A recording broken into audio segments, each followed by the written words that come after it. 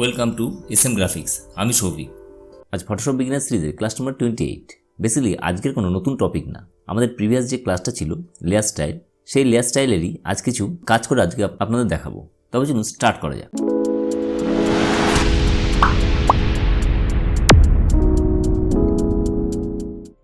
Layer style নিয়ে previous যে ক্লাসটা আমাদের ছিল তাতে আমরা রাফলি একটা বা বেসিক একটা আইডিয়া পেয়েছিলাম যে কীভাবে আমরা স্টাইল ক্রিয়েট করব। পাশাপাশি এটাও দেখেছিলাম যে কীভাবে সেই লেয়ার স্টাইলটা আমাদের স্টাইলের প্যানেলে সেভ করে রাখবো। আজ আমরা দেখব লেয়ার প্যানেলের কিছু অপশান, পাশাপাশি সেই সব স্টাইল অ্যাপ্লাই করে একটা নতুন কাজ অপশান দেখানোর জন্য ফার্স্ট আমি একটা সার্কেল ক্রিয়েট করে নিচ্ছি, পাশাপাশি একটা নিউ লেয়ার নিয়ে নিলাম। তো একটা কালার ফিল করে ব্লেন্ডিং অপশানে গেলাম। তো দেখা যাচ্ছে যে আমাদের এখানে কিছু কিছু স্টাইলের পাশে একটা করে প্লাস সাইন আছে। প্লাস সাইন মানে আমরা একাধিকভাবে এই সমস্ত স্টাইলগুলো অ্যাপ্লাই করতে পারবো। ফার্স্ট আমি ড্রপ শেডোতে ক্লিক করলাম, করার পর রিসেট টু ডিফল্ট ফার্স্ট করে নিচ্ছি। রিসেট ডিফল্ট করার পর আমি এর কালারটা একটা রেড কালার নিয়ে নিচ্ছি। নেওয়ার পর এর ডিস্টেন্সটা একটু ইনক্রিজ করছি, পাশাপাশি ওপাসিটিটাও, পাশাপাশি এর মোডটা নর্মাল রাখছি, একটু অ্যাডজাস্ট করে নিচ্ছি। এতটুকু করার পর আমার যদি মনে হয় এর উপর আরেকটা আমি ড্রপ শ্যাডো অ্যাপ্লাই করব, বা আমি ডিস্টেন্সটা একটু কমিয়ে দিচ্ছি। এবার আমি এখানে প্লাসটা মধ্যে যদি ক্লিক করি তো দেখা যাচ্ছে আমাদের প্রিভিয়াস ভ্যালুতেই আমাদের আরেকটা ড্রপ শ্যাডো ক্রিয়েট হয়েছে বলেই এখানে এটা কিন্তু ওপাসিটি অনেকটাই বেশি দেখা যাচ্ছে। তো আমি এটা রিসেট করে নিচ্ছি।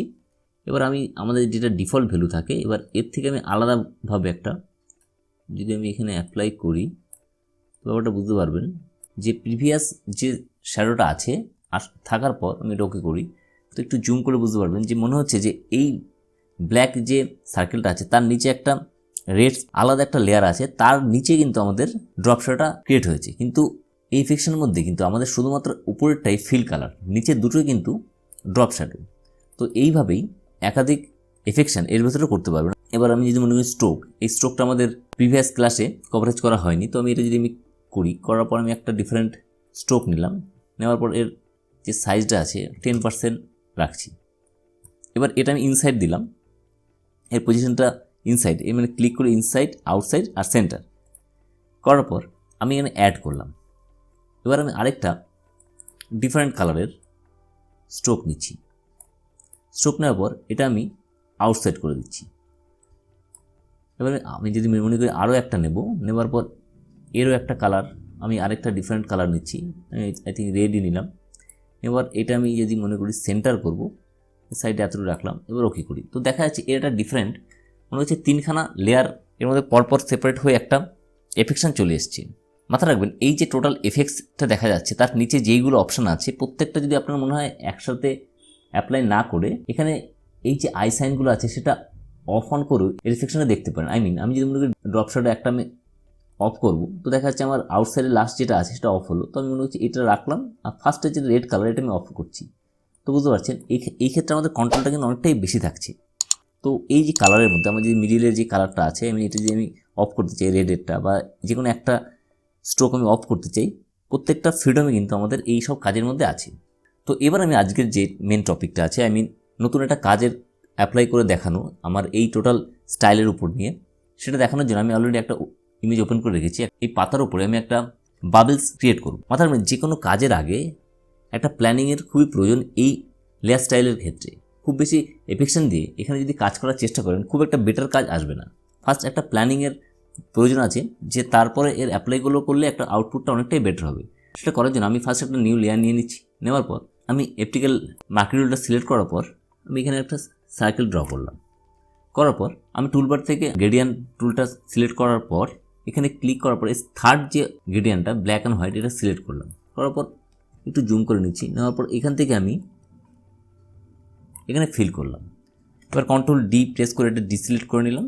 করার পর এবার আমি এর যে ফিলটা আছে এই ক্ষেত্রে ফিল আর ওপাসিটি যদি আমি প্রিভিয়াস আমাদের ক্লাসেও বলেছিলাম যে ওপাসিটি যদি আমি ডাউন করি তো ওভারঅল পুরোটাই আমার এফেকশনটা চলে যাবে। তো আমি এর কিছু ডিফারেন্ট এফেকশন করবো বলে আমি জাস্ট এর থেকে ফিলটা একদম জিরো করে দিচ্ছি। অবশ্যই এটাতে কিছুই এই মুহূর্তে হাইড হয়ে গেল। এবার আমি যাচ্ছি ব্লেন্ডিং অপশন। এখানে আসার পর আমি ফার্স্ট এফেক্টসে যাওয়ার পর রিসেট টু ডিফল্ট লিস্ট করে নিচ্ছি, তবে আমার ডিফল্ট ভ্যালুটা চলে আসবে। করার পর ব্রেভেলের অ্যাম্ব্রোসে ক্লিক করলাম। করার পর এর ইনার ব্রেভেল রাখলাম। স্মুথনেসটা আমি মোটামুটি 50% রাখছি। রাখার পর এর সাইজটা 15% আর সফটহ্যান্ডটা ডিফল্ট যেটা আছে 16% এটা রাখছি। রাখার পর এর নিচের যে অপশানগুলো সেগুলো নিয়ে আমি খুব একটা এই মুহূর্তে আমার প্রয়োজন হবে না বলে আমি এখানে খুব একটা ঘাটছি না। এরপর আমি যাচ্ছি স্যাটিনটা কী করবে, এর যে কালারিং একটা এফেকশন আছে তার উপরে একটা এফেকশন ক্রিয়েট করবে। তো এই ক্ষেত্রে আমি এর যে কালারের মোডটা আছে, মাথায় রাখবেন এর যে ডিফল্ট থাকবে সেটা রাখতে হবে, সেটা কোনো ব্যাপার না। আমার এই ক্ষেত্রে লিনার বানটা রাখলাম। রাখার পর এর ডিস্টেন্সটা আমি 10% আর সাইজটা 16% করছি। আর ওপাসিটিটা মোটামুটি 30% রাখছি, বা মোটামুটি 35% রাখলে অসুবিধা নেই। রাখার পর আমি একদম নিচে চলে যাচ্ছি ড্রপ শ্যাডোটা আমি আরেকবার রিসেট টু ডিফল্ট করে নিচ্ছি। প্রিভিয়াস ভ্যালুটি আমাদের শো হচ্ছিল। এখানে আসার পর ব্লেন্ডিং মোডটা আমি লিনার বার্ন করলাম। করার পর এর যে অ্যাঙ্গেলটা আছে আমি 40% রাখছি। রাখার পর এর ডিস্টেন্সটা আমি মোটামুটি 10% রাখছি আর সাইজটা 16% করার পর আপাতত আমি ওকে করছি। এবার দেখা যাচ্ছে যে আমাদের এই মুহূর্তে যদি আমি দেখি আমাদের ফিলটা অফ আছে, তবুও কিন্তু এফেকশানে একটা বাবলসের ফিল এসছে। তো এর মধ্যে আমি একটা এক্সট্রা ফিচার্স একটা লাইটিং এফেকশন দেওয়ার জন্য আমি একটা নিউ লেয়ার নিচ্ছি। নেওয়ার পর টুলবার থেকে ব্রাশ টুলটা সিলেক্ট করলাম। করার পর রাইট ক্লিক, এখানে এসে এটা মোটামুটি আমি 25% নিলাম। নেওয়ার পর আমি এটা হার্ড রাউন্ড ব্রাশটা সিলেক্ট করার পর ওর হার্ডনেসটা মোটামুটি 90% রাখার পর ওকে করলাম, বা এর বাইরে গিয়ে করার পর এর কালারটা আমি চেঞ্জ করে নিচ্ছি। এক্সপ্রেস করলে ফোরগ্রাউন্ড ব্যাকগ্রাউন্ড কালারটা চেঞ্জ হয়, এটা অলরেডি আমরা জানি। তো এখানে একটা ড্র করলাম। করার পর এর মোডটা আমি স্ক্রিন করলাম। পাশাপাশি এর ওপাসিটিটা আমি একটু ডাউন করছি।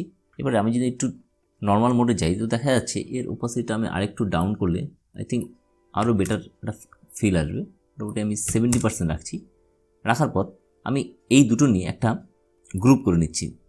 একটা সিলেক্ট করলাম, পরেরটা শিফট প্রেস করে সিলেক্ট করার পর কন্ট্রোল জি একটা গ্রুপ করে নিলাম। এই যে গ্রুপটা আসলো এর ওপাসিটিটা আমি এই মুহূর্তে 50% রাখলাম, তবে একটা রিয়েলিস্টিক ফিল আসলো। এবার এই দুটো সিলেক্ট করার পর আমি এই দুটো নিয়ে একসাথে আরেকটা গ্রুপ করলাম। গ্রুপটা করার একটা উদ্দেশ্য, এটা আমি যদি মুভ করতে চাই কন্ট্রোল জে প্রেস করলে ওভারঅল পুরোটা আমার একটা গ্রুপে আসলো। এবার কন্ট্রোল টি প্রেস করার পর আমি যদি এটা এদিকে মুভ করি তো ডিফারেন্ট আর একটা বাবলস সামনে ক্লিক হলো। মাথায় রাখবেন এবার আমি যদি মনে করি এর কিছু মডিফাই করবো, এটা আমি কন্ট্রোল টি প্রেস করে এটা যদি ছোটো বড়ো করি তো ওভারঅল পুরোটা একসাথেই ছোটো বড়ো হতে থাকবে। এতটুকু করার পর আমার যদি মনে হয় এই বাবলসের শেপগুলো চেঞ্জ করব, সেটা করার জন্য যদিও আজকের টপিকের থেকে অনেকটাই বাইরে, তো আমি জাস্ট একটা রিফ্লেকশন দেখাচ্ছি। তাই ফার্স্ট আমি উপরের যে গ্রুপটা করলাম সেটা আমি হাইড রাখছি। আমাদের যে ফার্স্টে যে গ্রুপটা ছিল তার ভেতরে আমি দুটো গ্রুপ করেছিলাম। জাস্ট একটু প্রত্যেকটা গ্রুপের মধ্যে যে আমাদের মেন যে লেয়ারটা আছে এটা সিলেক্ট করার পর আমি যাচ্ছি ফিল্টার, সেখান থেকে লিকুইফাই। এখানে আসার পর আমাদের লিকুইফাই নিয়ে আমাদের যদিও কমপ্লিট টিউটোরিয়াল আমি করব, জাস্ট আমি এই এফেকশনের জন্য একটু টাচ আপ দিচ্ছি। ফার্স্টে যে অপশানটা আছে ফরওয়ার্ড ওয়ার্ক, এটা সিলেক্ট করা অবস্থায় মোটামুটি আমি এর সাইজের আমাদের পয়েন্টারটা রেখে যদি আমি এখান থেকে মুভ করার পর এটা ওকে করলাম। এবার আমি ঠিক অ্যাজ ইট ইজ সেমভাবে আমাদের গ্রুপ 1 কপি তার ভেতরেও একইভাবে লেয়ারের মধ্যে যাওয়ার পর ফিল্টার, সেখান থেকে লিকুইফাই, একই মেজারমেন্ট রেখে আমি যদি এটা একটু এতটা শেপটা চেঞ্জ করি তো দেখা যাচ্ছে এটা একটা ডিফারেন্ট লুক নিয়ে এসছে। এবার আমি ফার্স্টের যেটা রেখেছিলাম এটা আমি কন্ট্রোল দিয়ে আরেকটা কপি করে নিয়ে এটা যে রিসাইজিং করি তো দেখা যাচ্ছে এটা রিয়েলিস্টিক ফিল হয়ে এই বাবলসগুলো ক্রিয়েট হয়েছে। আসলে আজকের টিউটোরিয়ালটা বোঝা গেছে। যদি আজকের টিউটোরিয়াল ভালো লেগে থাকে তো অবশ্যই লাইক করবেন, শেয়ার করবেন এবং আমার চ্যানেলে যদি ফার্স্ট টাইম হয়ে থাকেন অবশ্যই সাবস্ক্রাইব করবেন। সুস্থ থাকুন, ভালো থাকুন।